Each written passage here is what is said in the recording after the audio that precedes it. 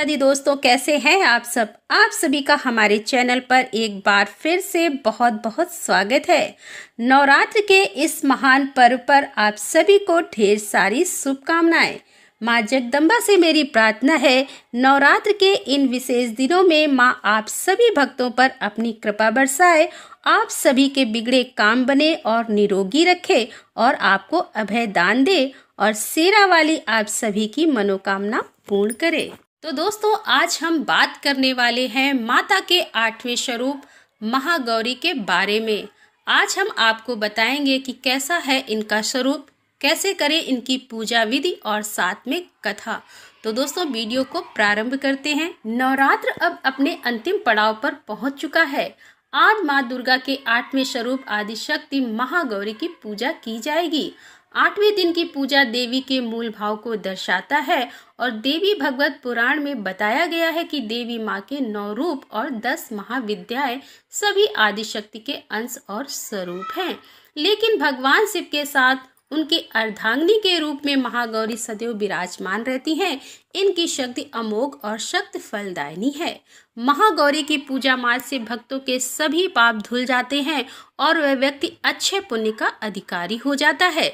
ज्यादातर घरों में नवरात्र की अष्टमी तिथि के दिन कन्या पूजन किया जाता है और वहीं कुछ लोग नवमी तिथि के दिन कन्या पूजन करते हैं।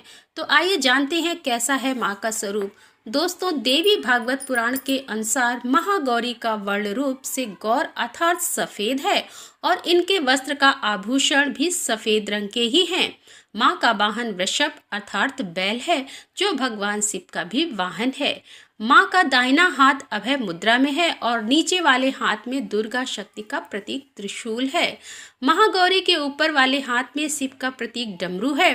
डमरू धारण करने की वजह से इनको शिवा के नाम से भी जाना जाता है। माँ का नीचे वाला हाथ अपने भक्तों को अभय देता हुआ वर मुद्रा में है और माँ शांत मुद्रा में दृष्टिगत है। देवी के इसी रूप की प्रार्थना करते हुए ऋषिगण कहते हैं, सर्व मंगलम मंगले शिवे सर्वाधे साधिके शरण्ये त्र्यंबके गौरी नारायणी नमोस्तुते।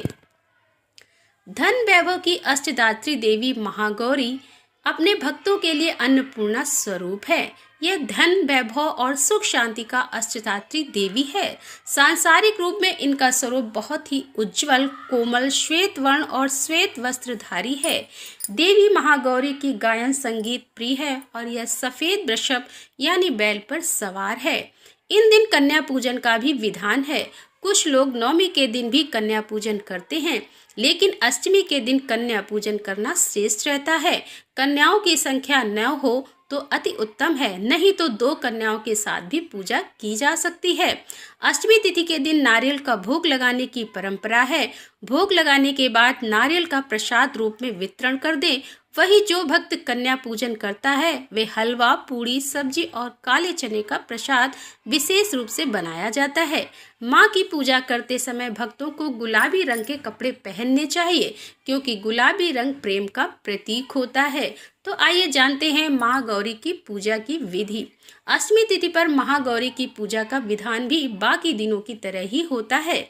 जिस तरह सप्तमी तिथि को माता की पूजा की जाती है, उसी तरह अष्टमी तिथि को भी शास्त्रीय विधि से पूजा की जाती है। इस दिन माता के कल्याणकारी मंत्र ओम देवी महागौरी नमः का जप करना चाहिए और माँ को लाल चुनरी चढ़ानी चाहिए। सबसे पहले लकड़ी की चौकी पर लाल कपड़ा बिछाकर महागौरी की मूर्ति या तस्वीर स्थापित करने के बाद महागौरी यंत्र रखकर स्थापित करनी चाहिए। माँ की कांति भक्तों को सौंदर्य प्रदान करने वाली मानी जाती है।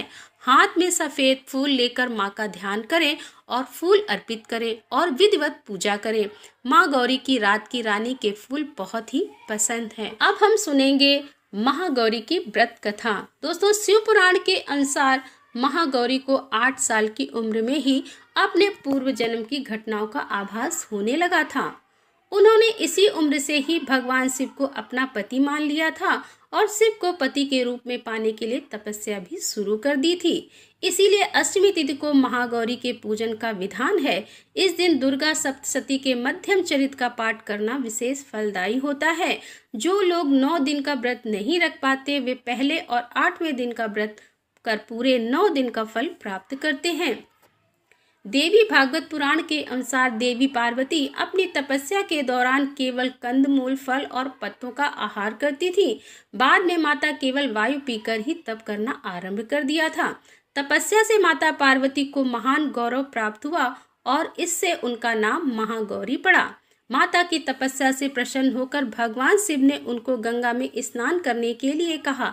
जिस समय माता पार्वती गंगा में स्नान करने गई, तब देवी का एक स्वरूप श्याम वर्ण के साथ प्रकट हुई, जो कौशिकी कहलाई, और एक स्वरूप उज्जवल चंद्र के समान प्रकट हुआ, जो महागौरी कहलाई। माँ गौरी अपने हर भक्त का कल्याण करती है और उनको सभी समस्याओं से मुक्ति दिलाती है।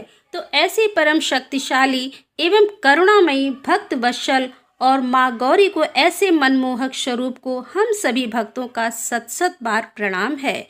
जय माता दी, जय महागौरी। दोस्तों, वीडियो पसंद आया हो तो लाइक करें और शेयर करें, और हमारे चैनल पर यदि आप पहली बार आ रहे हैं तो कृपया हमारे चैनल को सब्सक्राइब कर लें और बेल आइकन की बटन को प्रेस करें, जिससे आने वाले वीडियो आप तक अपडेट होंगे और नोटिफिकेशन आपको सबसे पहले मिल सके। जय माता दी। दोस्तों, मिलते हैं अगले वीडियो में अगली कथा के साथ। तब तक के लिए जय।